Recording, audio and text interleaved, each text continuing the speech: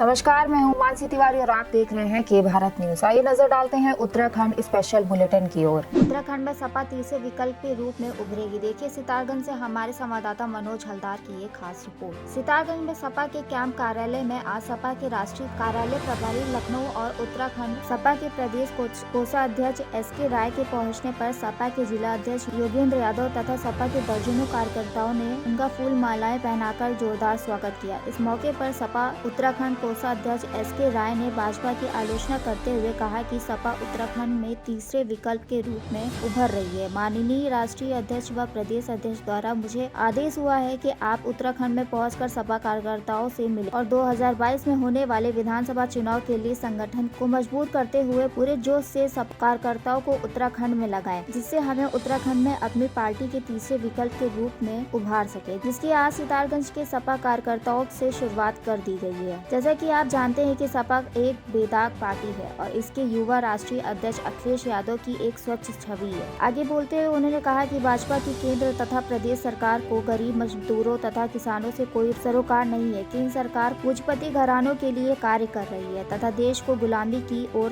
धकेल रही है। किसानों के आंदोलन से पूरा देश इस बात को भली भांति जान चुका है कि भाजपा किस कदर कार्य कर रही है। सपा 2022 में तीसरे मोर्चे के रूप में उभरेगी। समाजवादी पार्टी उत्तराखंड में तीसरे विकल्प के रूप में उभर रही है और अपनी दस्तक देगी तीसरे विकल्प के रूप में। हमारे राष्ट्रीय अध्यक्ष माननीय श्री अखिलेश यादव जी ने और हमारे प्रदेश अध्यक्ष जी ने संयुक्त रूप से मुझे निर्देश दिया है कि आप उत्तरांचल जाके हमारे जो भी कार्यकर्ता हैं हमारे उन लोगों को एकजुट करके और पूरे जोश खरोश के साथ काम करके और 2022 के चुनाव में एक तीसरा विकल्प देने का निर्देश हमें दिया गया है। और उसी क्रम में मैं पहले अपने भाई सितारगंज से हम ये शुरुआत की है और अभी हम यहाँ से इच्छा रुद्रपुर होते हुए अपने और आगे के कार्यक्रमों में जाएंगे, अपने कार्यकर्ताओं से मिलेंगे और उत्तराखंड में हम उत्तर प्रदेश की तर्ज पर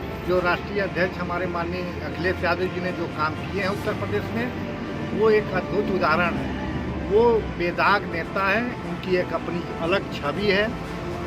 देश और विदेश के युवा और क्वालिफाइड जो जनरेशन है उनको बहुत अच्छी निगाह से देखती है और उनसे बहुत उम्मीद लगाए बैठी है। जनता उनको, मुझे पूरी उम्मीद है कि उनके पिछले कार्यकाल के कार्यों को देखते हुए, उनके वर्तमान के संघर्ष के देखते हुए, जैसा कि अभी किसान आंदोलन में उधम सिंह नगर में अपने ही साथियों के खिलाफ हो रही हड़ताल। देखिए उधम सिंह नगर से हमारे संवाददाता मनोज हलदार की एक खास रिपोर्ट। उधम सिंह नगर जनपद के सीमांत कटीमा तहसील के 3 कर्मचारी अपने ही अन्य साथियों के खिलाफ हड़ताल पर चले गए हैं, जहां यह तहसील कर्मचारी अपनी 2 सूत्री मांगों को लेकर खटीमा तहसील परिसर में हड़ताल पर बैठे हैं। वहीं इनकी मांग है कि खटीमा तहसील में 5 साल के अधिक समय तक कार्य कर रहे तहसील कर्मियों को स्थानांतरित किया जाए। इसके साथ ही सरकारी कार्यालयों में जो बाहरी व्यक्ति कार्य कर रहे हैं उन्हें भी तुरंत हटाया जाए। हड़ताली कर्मचारियों का कहना है कि जब तक प्रशासन उनकी दोनों मांगों को पूरा नहीं करता है तब तक अनिश्चितकालीन हड़ताल पर डटे रहेंगे। हमारी 2 सूत्री मांगे हैं। पहली मांग यह है कि जो तहसील खटीमा में 5 वर्ष से जितने भी कर्मचारी हैं उनका 3 तहसील से बाद स्थानांतरण किया जाए। दूसरा, जो विभिन्न पटलों पर प्राइवेट व्यक्ति काम करते हैं उनको तत्काल हटाया जाए।